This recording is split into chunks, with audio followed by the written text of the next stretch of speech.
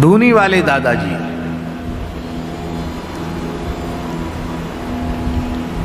मूल पुरुष धूनी वाले दादाजी श्री स्वामी केशवानंद जी महाराज उच्च कोटि के सिद्ध पुरुष थे। नर्मदा जी में खेड़ी घाट की बात है, भयंकर बाढ़ आई, बहुत भयंकर बाढ़।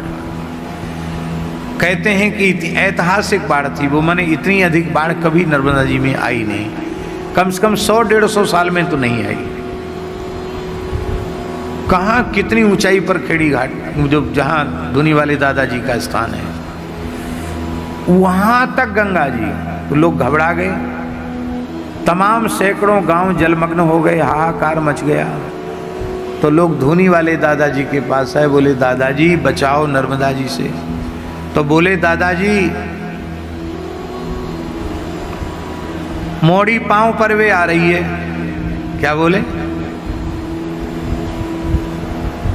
वहां की भाषा में मोड़ी पांव पर वे आ रही, माने मेरे पैर छूने आ रही है। मोड़ी पांव पड़ेगी और चली जाएगी, चिंता मत करो, पर मोड़ी आएगी तो मोड़ी को कछू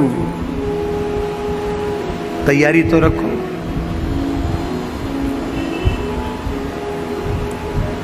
तो 4-6 क्विंटल हलवा और बढ़िया चुचेमा घी का सुंदर हलवा और मालपुआ, ये सब खूब बढ़िया सामग्री, बहुत बड़ी मात्रा में सामग्री बनाने का आदेश दिया।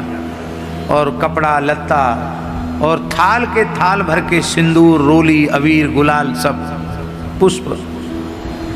और गंगा नर्मदा जी आई, जैसे ही दादाजी के दोनों पैरों का स्पर्श किया जल घटने लग गया। खूब ले मोड़ी और खा मोड़ी और खा। सब जितना सामान था सब नर्मदा जी को दिया और नर्मदा जी फिर नीचे हो गई। अभी नर्मदा जी आती तो है लेकिन इतनी उसके बाद कभी नहीं आई। आज भी जहाँ मूल पुरुष धूनी वाले दादाजी के चरणों का प्रक्षालन नर्मदा जी ने किया था, उसी जगह पे उनकी चरण पादुका आज भी विराजमान है। आप दर्शन करेंगे तो कहेंगे यहां तक नर्मदा जी आ गई।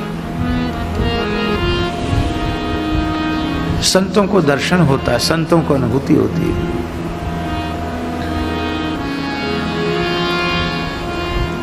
ये धूनी वाले दादाजी शिवरूप ही थे।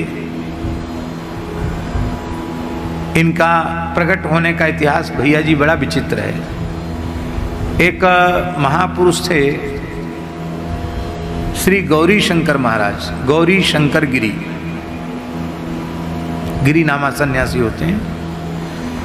वो क्षत्रिय कुल का उनका जन्म था और अफगानिस्तान के थे। वो अफगानिस्तान तक सब हिंदू ही थे, वर्णाश्रम व्यवस्था थी, अफगानिस्तान के थे। वो जन्म से ही शिव भक्त थे। तो शिवजी के प्रत्यक्ष दर्शन की व्याकुलता जगी तो अफगानिस्तान से पैदल चल करके घूमते फिरते हुए उज्जैन आए।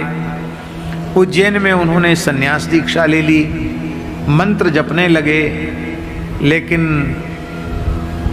शिव जी का दर्शन नहीं। तब संतों ने कहा कि नर्मदा जी की परिक्रमा करो, नर्मदा जी सबकी इच्छा पूरी करती है।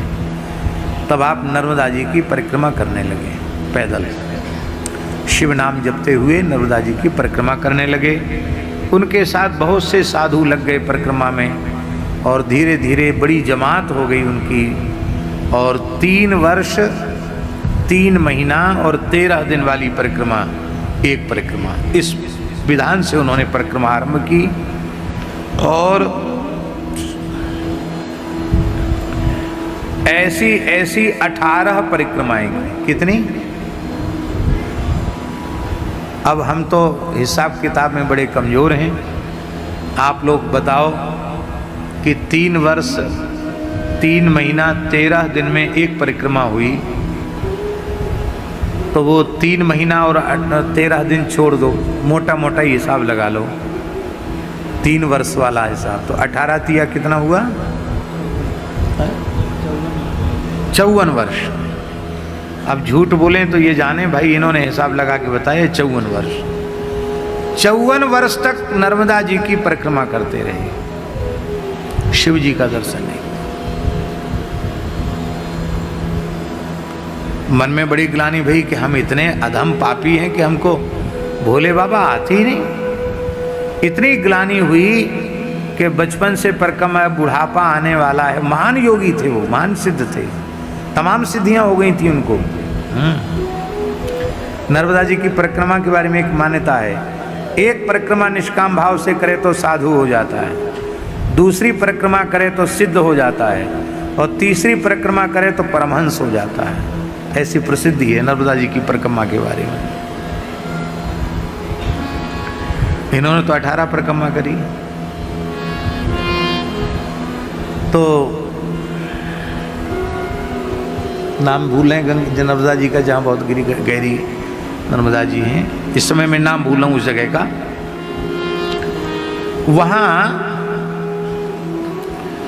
आप जमात छोड़ के आधी रात को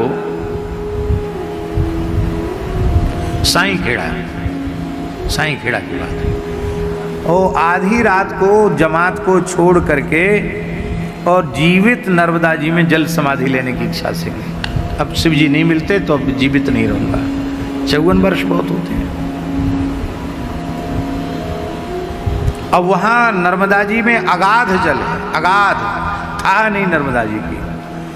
और वो जब नर्मदा जी में कूदे तो उनको घोंटू तक पानी। उनको आश्चर्य हुआ कि यहाँ तो पानी में था नहीं थी, यहाँ घोंटू तक पानी कैसे है। अब चलते चलते 20 धार में पहुंच गए, सब जगह घोंटू तक पानी। बोले नर्मदा जी कोई लीला कर रही है। तब तक उनको लगा कि मेरी उंगली पकड़ के किसी ने खींची, ऐसे कन्नी उंगली पकड़ के, और मुड़ के देखा तो एक लाली उंगली पकड़ के खींच रही है, एक कन्या उंगली पर। तो अरे कौन हो तुम? तो बोले इससे तुम्हें क्या प्रयोजन है, मैं कौन हूं? पहले ये बताओ मरने के लिए क्यों जा रहे हो? कहा हमारा काम पूरा न हुए तो मरेंगे नहीं तो और क्या करेंगे? कहा देखो मेरी बात मान जाओ, जीवित जल समाधि का निश्चय मत करो। तो थोड़े दुखी थे, बोले क्यों मान जाए तुम्हारी बात, तुम कौन हो? तो मुस्कुरा कर बोली मैं नर्मदा हूं। अच्छा तुम नर्मदा हो तो अपने स्वरूप का दर्शन कराओ। जैसे ही का स्वरूप का, नर्मदा जी अपने दिव्य स्वरूप में प्रकट हो गई। आपने नर्मदा जी के चरण पकड़ लिए। बोले तुम्हें खबर नहीं है, तुम्हारी जमात में साक्षात भगवान शिव चल रहे हैं। कढ़ाई मांजते हैं, रसोई बनाते हैं, पंगत फेरते हैं। बरसों से शंकर जी तुम्हारे यहां हैं, बरसों हो गए। कौन है हमारे यहाँ शिव जी? बोले वो केशवानंद अवधूत है ना, वो साक्षात भगवान शिव हैं। तब इनके मन में अजय वो पागल जैसा साधु वो शंकर जी हैं। तब ध्यान में आया कि हाँ 17-18 वर्ष उनको जमात में हो गए हैं। पहले तो बड़ी गरीबी थी, जब से वो आए हैं तब से बड़ी रिद्धि सिद्धि है, साधु भी बढ़ गए हैं। और 4 बजे भी जमात चल रहा है तो हलवा पूड़ी तैयार, पता नहीं है तो चमत्कार तो है कुछ न कुछ। तो नर्मदा जी बोली भ्रम में मत पड़ो, साक्षात शिव जी हैं। तो फिर तुरंत वहां से वापस चले। तो जमात में गए तो जमात में साधु तो कोई सो रहे थे, और केशवानंद जी सवेरे बाल भोग बनाना है तो कढ़ाई मांज रहे थे, गूंजा लेके कढ़ाई मांज रहे थे। तो फिर उनके मन में आया कि ये कढ़ाई मांजने वाला, रसोई बनाने वाला शंकर जी कैसे हो सकता है? नर्मदा जी फिर प्रकट हो गए। ब्रह्म में मत पड़ो, दंडवत कर लो, शिव जी हैं। आपने साष्टांग प्रणाम किया। प्रणाम करते ही भाल चंद्र त्रिलोचन कर्पूर गौर विग्रह साक्षात शिव जी का, त्रिशूल डमरूधारी साक्षात शिव जी का दर्शन हुआ। बोले तुम्हारी भक्ति से रीझकर मैं तुम्हारी सेवा में लगा था। बोले बस अब काम हो गया, तुमने हमको पहचान लिया और हमने तुमको पहचान लिया, भेद खुल गया, अब हम जाते हैं। और वो अंतर्धान हो गए, वहां से चले गए। फिर कुछ काल बाद प्रकट हुए वही धुनी वाले दादाजी, जिनकी धुनी खंडवा में